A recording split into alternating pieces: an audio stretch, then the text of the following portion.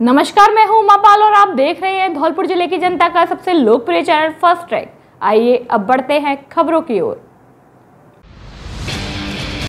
10 दोस्तों का दल आया दमोह झरना, डूबने से एक दोस्त की मौत।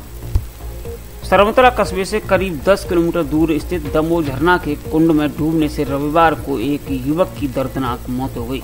घटना की सूचना मिलते ही पुलिस और प्रशासन ने मौके पर पहुंचकर रेस्क्यू किया और युवक के शव को कुंड से बाहर निकाला, जिसे सरमतला अस्पताल की मोर्चरी में रखवा दिया गया। मृतक युवक के साथी दानिश खान ने बताया कि आगरा से 10 दोस्तों का दल धौलपुर जिले के सरमतला कस्बे के दमोह झरना घूमने आया था। मृतक को दमोह झरना स्थित कुंड की गहराई का अंदाजा नहीं होने के कारण वह गहरे कुंड में नहाने चला गया। देखते ही देखते युवक पानी में डूब गया। घटना की सूचना लगते ही मृतक के साथ घूमने आए साथियों में हड़कंप मच गया। घटना की सूचना पर सरमतला थाना प्रभारी अनिल कुमार गौतम में पुलिस जाब्ते के मौके पर पहुंच गए, जिन्होंने स्थानीय गोताखोरों की मदद से 3 घंटे की कड़ी मशक्कत के बाद शव को कुंड से बाहर निकाला और सरमतला अस्पताल की मोर्चरी में रखवाया। मृतक युवक वाहिद खान पुत्र आलिम खान बालूगंज आगरा का निवासी है, जो कि आगरा में बाइक रिपेयरिंग का काम करता है। हम नीचे आके नहाए थे फिर उसके हम झरने के साइड में बैठे हुए थे, क्योंकि मुझे मालूम कई बार आ चुका हूँ तो मैंने वहाँ पे खतरा है। फिर हम साइड से बोल रहे थे, एक दोस्त है हमारा वो साथ में वो उधर चला गया तो पत्थर के ऊपर, तो उसके 2-3 भाई थे, 4 भाई थे तो वो भी उसी साइड में घूम रहे थे, तो वो हमें भी बुला रहे थे। तो मैं तो तैरना जानता नहीं, तो मैं कहा तैरूंगा, मैंने बाइक से ही मना करी, मैंने उधर मत जा भाई, उधर मत जा, तो माना नहीं वो। फिर भी इधर आगे फिर थोड़ी देर बाद फिर मैं ऊपर कपड़े बदलने चला गया, फिर उधर चला गया, फिर वो उनके चक्कर में उधर कूद गया वो तैरना जानता नहीं था, तो मुझे दिक्कत हुई। अब मैंने उसके बाद कपड़े बदला था, मैं भागा चला गया, मैंने साफ ही फेंकी जल्दी से, तो लड़का उनने हाथ दिया तो बस पकड़ नहीं पाया उसे। कितने लोग आए थे तुम? 10 जने आए थे भैया। और कहाँ के निवासी हो आप? जी, आप कहाँ के निवासी हो? मैं बालूगंज का ही हूँ भैया। खेत में कार्य करते समय बिजली का तार टूटकर ऊपर गिरने से किसान की मौत। सदर थाना बाड़ी क्षेत्र के धन्नुकापुरा में एक किसान की खेत पर काम करते समय बिजली का तार टूटकर गिरने से मौत हो गई। घटना के बाद मृतक किसान का शव खेत में ही पड़ा रहा। जब किसान घर नहीं पहुंचा और रात हो गई तो परिजनों को चिंता हुई। इसके बाद उसे खोजा गया तो उसका शव खेत में ही पड़ा मिला। इस पर पुलिस को सूचना दी गई और मौके पर पुलिस पहुंचकर शव को कब्जे में लेकर बाड़ी अस्पताल की मोर्चरी पहुंचाया, जहां परिजनों की मौजूदगी में पोस्टमार्टम कराया गया। घटना को लेकर डिस्कॉम के खिलाफ ग्रामीणों में आक्रोश है। धन्नुकापुरा ग्राम पंचायत के सरपंच प्रतिनिधि राकेश पहाड़िया ने बताया, गांव का राम अवतार पुत्र जगन्नाथ कश्यप अपने खेत में बाजरे की निराई का काम कर रहा था। शनिवार शाम 6 बजे से 7 बजे के बीच काम करने के दौरान अचानक खेत के ऊपर से गुजर रहा 11 kV बिजली लाइन का तार टूटकर गिर गया, जिसे करंट लगने से उसकी मौत हो गई। उस समय खेत पर कोई और दूसरा नहीं था। जब रात हुई और वह घर नहीं पहुंचा तो परिजनों को चिंता हुई। इस पर उसे खोजा गया। जब उनको सूचना मिली कि गांव के 27 वर्षीय किसान राम अवतार की बिजली करंट से मौत हुई है, तो वे मौके पर पहुंचे और सदर थाना पुलिस बाड़ी को सूचना दी। इसके बाद शव को बाड़ी अस्पताल की मोर्चरी पहुंचाया गया। धन्नुकापुरा गांव के ग्रामीणों का आरोप है, खेतों के ऊपर से जा रही हाई टेंशन लाइनों को लेकर वे कई बार डिस्कॉम में शिकायत कर चुके हैं, लेकिन ना तो लाइनों को खेतों से हटाया जा रहा है और ना ही उनको दुरुस्त किया जा रहा है। इसी के चलते आए दिन तार टूटने की घटना होती है। ऐसे में इस घटना को लेकर ग्रामीणों में आक्रोश देखा जा रहा है। वहीं दूसरी ओर सदर थाना अधिकारी योगेंद्र सिंह रजावत का कहना है कि घटना को लेकर मृतक के शव का पंचनामा करा परिजनों की मौजूदगी में पोस्टमार्टम कराया जा रहा है। राम अवतार है और उसके पिताजी राम जगन्नाथ है, जाति से कार है, जो शाम को 5-6 बजे अपने खेत पर काम कर रहा था। खेत की अपनी नराई गुड़ाई बाजरे की साफ कर रहा था। जैसे ही जो खेत के ऊपर एक लाइन गुजर रही है 11 kV, तो तार टूट करके गिर गया और उसको करंट लगने से मृत्यु हो गई।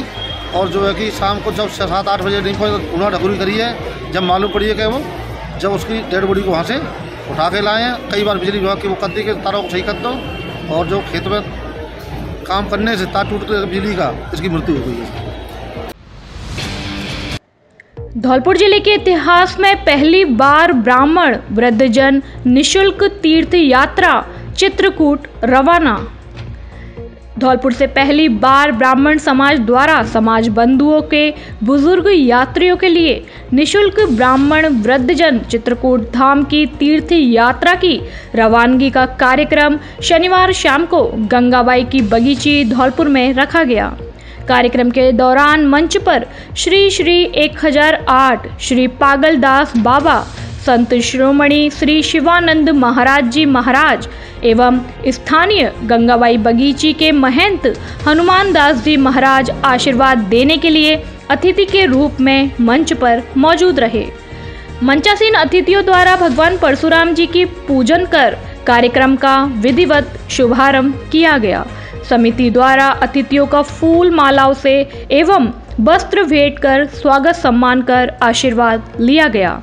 महेंद्र दुबे ने बताया कि धौलपुर जिले से पहली बार ब्राह्मण समाज के बुजुर्गों के लिए ब्राह्मण वृद्धजन निशुल्क चित्रकूट यात्रा रवाना हो रही है, जिसमें धौलपुर, सरमथुरा, बसेड़ी, बाड़ी, राजाखेड़ा, सैपू, बसई नवाब, तसीमो, मांगरौल, मनिया आदि से लगभग 80 वृद्धजन इस तीर्थ यात्रा में आज रवाना होने जा रहे हैं।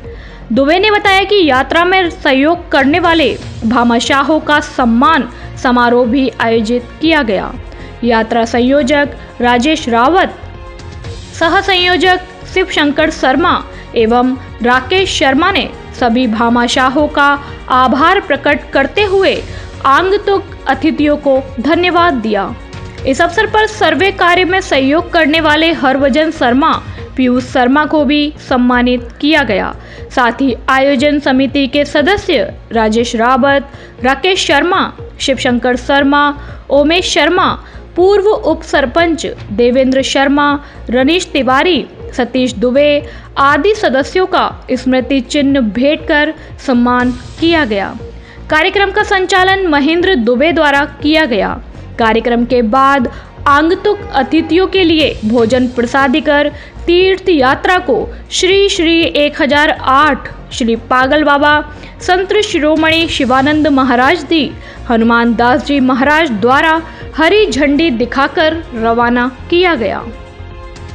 मैंने अपनी पत्नी से पूछा, सुनो 1000 और 500 के नोट बंद हो गए, अगर कोई हो तो दे देना, उन्हें वापस कर देंगे। मेरे पास कहाँ थे? मेरे पास कहाँ थे? अगर रखे हो तो भाई मैं कुछ कह थोड़ी ना हूँ। अरे वो पे कहाँ थे रखे? मेरे पास तो एक पैसा ना, चलो बढ़िया। अब मेरी बात का तो यकीन नहीं है। अब बेटियों ने कहा, बहुओं ने कहा और सहेलियों ने कहा कि वो 500 के 1000 के नोट बंद हो गए। 15 दिन बाद सुनो, यहाँ मेरे पास तो थी नहीं। हाँ मेरे को तो कैसे थी ना, तुम्हारे पास तो थे ही नहीं। मेरे पास तो थे नहीं। फिर वो रजनी की साड़ी झरकारी तो मामा कभी नोट नहीं करे, तो नोट नहीं करे, भले निकला केवल 500 और 1000 वाले बोले वही है। कितने? पूरे 42,000। ये एक ऐसी बैंक है जिसमें इनकमिंग है, आउटगोइंग होती नहीं। कैसे ही काम पड़ जाए आउटगोइंग नहीं होती, इसमें इनकमिंग ही इनकमिंग है। एक गांव में 3 घरों से चोरों ने एक रात में की लाखों की चोरी। ग्रामीणों में हड़कंप, सोने चांदी के जेवरात, नकदी व बाइक चोरी। धौलपुर जिले के मनिया थाना क्षेत्र की जसूपुरा पुलिस चौकी क्षेत्र में चोरों ने शनिवार रविवार की रात को 3 घरों में करीब 5 लाख रुपए की नकदी, सोने चांदी के आभूषण व वाहन चोरी की 3 वारदातों को अंजाम दिया है। चोरों ने 100 मीटर की दूरी पर स्थित 3 घरों में से चोरी की है। इसके अलावा एक अन्य मकान से भी चोरी की वारदात को अंजाम देने का प्रयास करने की बात सामने आ रही है। जानकारी के अनुसार गांव जसूपुरा मनिया निवासी दाताराम ने बताया कि वह अपने परिवार के साथ घर पर सो रहे थे।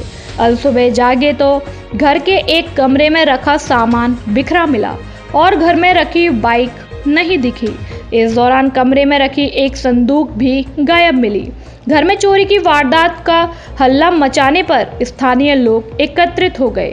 वहीं इसी गांव में रहने वाले आकाश पुत्र गोपी सिंह और सूरज पुत्र पप्पू ने भी घर में चोरी होने पर हल्ला मचा दिया।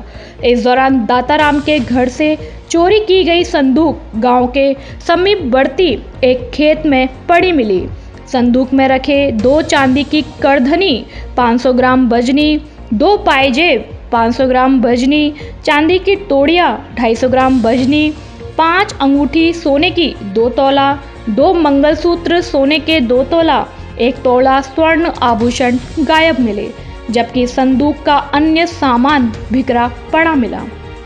जबकि एक बाइक मई दस्तावेज के गायब मिली। वहीं आकाश के घर से एक मंगलसूत्र 7 आना सोने का, एक जोड़ी झुमकी सोने की 10 आना, करधनी 250 ग्राम चांदी की, तोड़िया 250 ग्राम चांदी की एवं 2500 रुपये की नकदी पार मिली। वहीं सूरज के चांदी के बिछुआ व कड़े 100 ग्राम गायब मिले। गांव में एक रात में 3 चोरी होने से ग्रामीणों में हड़कंप मचा हुआ है। खबरों में फिलहाल इतना ही। कल फिर मिलेंगे कुछ नई खबरों के साथ। तब तक के लिए नमस्कार और आप देखते रहिए अपना लोकप्रिय चैनल फास्ट ट्रैक। धन्यवाद। धौलपुर जिले की दिन भर की खबरें शाम को ही अपने मोबाइल पर देखने तथा जिले की बड़ी घटनाओं का तुरंत अपडेट प्राप्त करने के लिए हमारे चैनल को सब्सक्राइब करें और बेल आइकन दबाएं।